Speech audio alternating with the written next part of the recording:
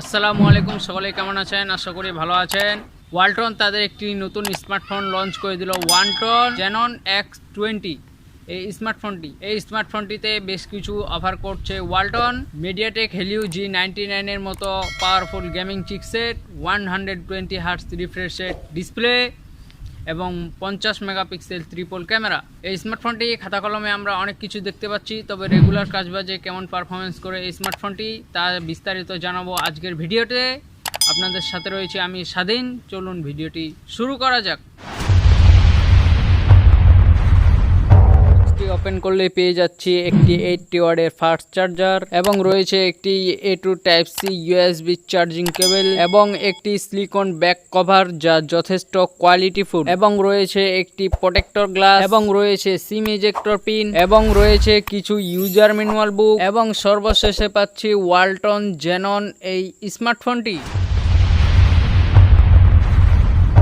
বড় সড়ো বক্সি টাইপের ডিজাইন নিয়ে এসেছে ওয়ালটন, আর ডিজাইনটা বেশ মিনিমালিস্টিক রেখেছে তারা। পিছনে Xanon লোগো ছাড়া আর কোনো ব্র্যান্ডিং নাই। এই স্মার্টফোনটি দুইটি কালার ভেরিয়েন্টে পাওয়া যায়, একটি ব্ল্যাক কালার এবং অপরটি অরেঞ্জ কালার। আসলে এটা অরেঞ্জ বলা যাবে না, ফোনটির ব্যাক প্যানেলটাতে লাইট পড়লে বিভিন্ন কালারের টোন দেয় আর কি। গ্রেডিয়েন্ট টাইপের ফিনিশ আছে কালার থেকে। বক্সি টাইপের ডিজাইন, খুব বেশি মোটা না, স্লিম। রিয়ার প্যানেলটা দেখতে গ্লাসের মতো লাগে, যদিও এটি প্লাস্টিকের। ফোনটির বাম সাইডের অংশে রয়েছে সিম কার্ড ট্রে, যাতে দুইটি সিমের পাশাপাশি একটি এক্সটার্নাল মাইক্রো এসডি কার্ড ব্যবহার করতে পারবেন। ফোনটির ডান সাইডের অংশে রয়েছে পাওয়ার বাটন এবং ঠিক তার উপরের অংশে রয়েছে ভলিউম লকার এবং এই পাওয়ার বাটনটিকে ফিজিক্যাল ফিঙ্গারপ্রিন্ট সেন্সর হিসেবে ব্যবহার করা হয়েছে, যা যথেষ্ট ফাস্ট এবং একুরেট ছিল। অ্যানিমেশনের কারণে একটু ঢিলে মনে হয়েছে। ফোনটির উপরের অংশে রয়েছে সেকেন্ডারি নয়েজ ক্যান্সেলেশন মাইক। ফোনটির নিচের অংশে রয়েছে 3.5mm হেডফোন জ্যাক, একটি মাইক্রো পোর্ট এবং রয়েছে টাইপ সি চার্জিং পোর্ট। সর্বশেষে রয়েছে বটম ফায়ারিং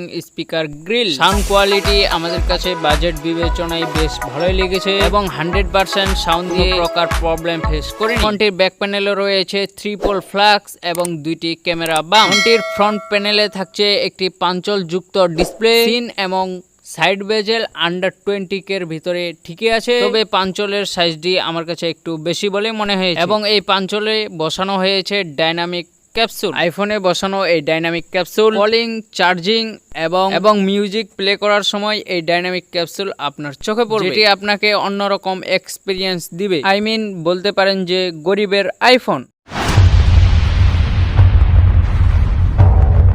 স্মার্টফোনটিতে ডিসপ্লে হিসেবে রয়েছে 6.8 inch full HD plus IPS LCD এর প্যানেল, যাতে থাকছে 120 হার্টজ রিফ্রেশ রেট, যার রেগুলেশন 1080x2460 পিক্সেল এবং পিক্সেল LCD হলো 400 ppi এবং এই ডিসপ্লেটি সর্বোচ্চ 1600 মিলিয়ন কালার সাপোর্ট করে। সেই সাথে থাকছে 240 টাচ স্যাম্পলিং রেট। এই ফোনটি ইনডোরে বেশ কমফোর্টেবল ভাবে আমরা ইউজ করতে পেরেছি, তবে আউটডোরে ডিরেক্ট সানলাইটে কিছুটা স্টেবল করতে হতে পারে আপনাকে। বেশ বড় ডিসপ্লে, যার ফলে কন্টেন্ট ওয়াচিং এবং গেমিং এ বেটার এক্সপেরিয়েন্স দিবে আপনাকে। ইন্টারেস্টিং বিষয় হচ্ছে 120 হার্টজ রিফ্রেশ রেট থাকাতে 240 হার্টজ টাচ স্যাম্পলিং রেট থাকায় এক অন্যরকম ডিসপ্লে এক্সপিরিয়েন্স দিয়েছে, যা ছিল বেশ স্মুথ এবং ফ্লুইড। ডিসপ্লেটি আপনি 60 হার্টজও ইউজ করতে পারবেন এবং চাইলে আপনি 120 হার্টজও ইউজ করতে পারবেন। ডিসপ্লেটিতে ক্লার সেফটি বা টাচ ল্যাগ জনিত কোনো ইস্যু নেই, তবে ভিউ অ্যাঙ্গেল জনিত কিছুটা সমস্যা নোটিস করেছি। বটম চিন মোটামুটি আছে, তবে সাইডের বেজেলগুলি একটু ন্যারো। IPS ডিসপ্লে হওয়া সত্ত্বেও এটা কিন্তু বেশ ভালোই কালার সাপোর্ট করছিল। ওভারঅল 20,000 টাকার নিচে ভালো ডিসপ্লে অফার করছে ওয়ালটন। ডিসপ্লেটি আমাদের কাছে বেশ ভালো বলে মনে হয়েছে। স্মার্টফোনটিতে চিপসেট হিসেবে ব্যবহার করা হয়েছে মিডিয়াটেক হেলিও G99। এটি একটি পাওয়ারফুল গেমিং চিপসেট। এটি একটি অক্টাকোর প্রসেসর, যার ট্রানজিস্টর সাইজ 6 ন্যানোমিটার এবং জিপিইউ হিসেবে ব্যবহার করা হয়েছে মালি G57MC2। I hope MediaTek Helio G99 নিয়ে নতুন কিছু বলার নেই। এটি মার্কেটে অনেকদিন ধরে রয়েছে।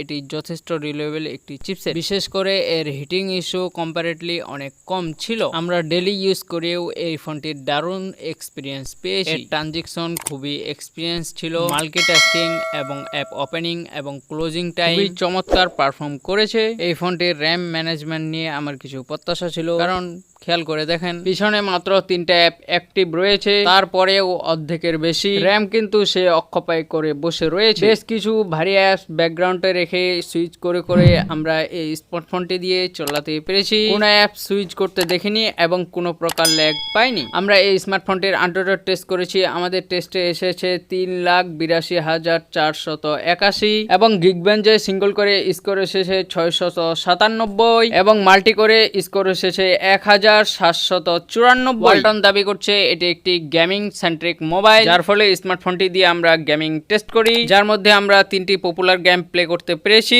যার মধ্যে একটি প্রথমে আমরা এইচডি গ্রাফিক্সে হাই ফ্রেম রেটে PUBG মোবাইল এই গেমটি ওপেন করতে পেরেছি। তবে এইচডি গ্রাফিক্সে হাই ফ্রেম রেটে PUBG মোবাইল এই গেমটি ওপেন করতে গেলে মাঝে মাঝে কিছুটা ল্যাগ এবং ফ্রেম ড্রপের দেখা পাওয়া যায়। তবে আপনারা যদি গ্রাফিক্সটা কমিয়ে গেমিং করতে পারেন তাহলে মোটামুটি এক্সপিরিয়েন্স পাবেন এই স্মার্টফোনটি দিয়ে গেমিং করে। PUBG ছাড়াও এই স্মার্টফোনটিতে আমরা প্লে করেছিলাম কল অফ ডিউটি মোবাইল এই গেমটি, এতে কোনো প্রকার ল্যাগ এবং কোনো প্রকার ফ্রেম ড্রপের দেখা পাইনি। এতে বেশ ভালোভাবে গেমিং করতে পেরেছি এবং গ্রাফিক্স কোয়ালিটিও বেশ ভালো ছিল। সর্বশেষে আমরা এই ফোনটি দিয়ে এক্সপো অনলাইন এই গেমটি ওপেন করি। এই গেমটি বেশ সুন্দরভাবে প্লে করতে পেরেছি। PUBGর তুলনায় এই গেমটি বেশ ভালোভাবে গেমিং করতে পেরেছি এবং গ্রাফিক্স কোয়ালিটি বেশ ভালো ছিল। বাজেট বিবেচনায় এই স্মার্টফোনটির পারফরমেন্স আমাদের যথেষ্ট লেভেলের ভালো লেগেছে।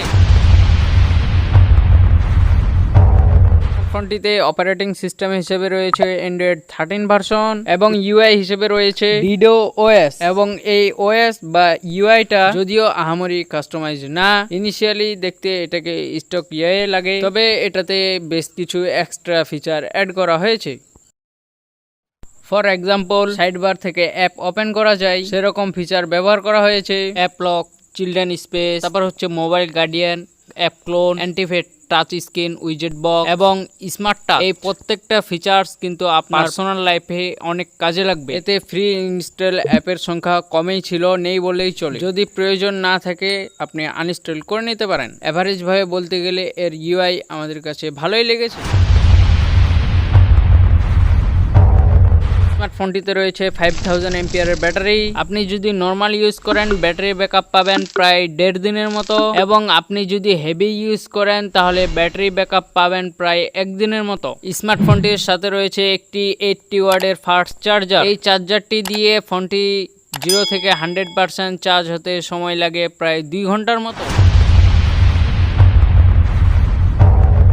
স্মার্টফোনটি বাংলাদেশ মার্কেটে একটি ভেরিয়েন্টে পাওয়া যায়, যাতে রয়েছে 6GB ফিজিক্যাল র্যাম এবং 6GB ভার্চুয়াল র্যাম, মোট 16GB র্যাম, যার র্যাম টাইপ LPDDR4X এবং স্টোরেজ হিসেবে রয়েছে 128GB, যার স্টোরেজ টাইপ UFS 2.1 এবং এই স্মার্টফোনটির অফিসিয়াল প্রাইস 18,999 টাকা।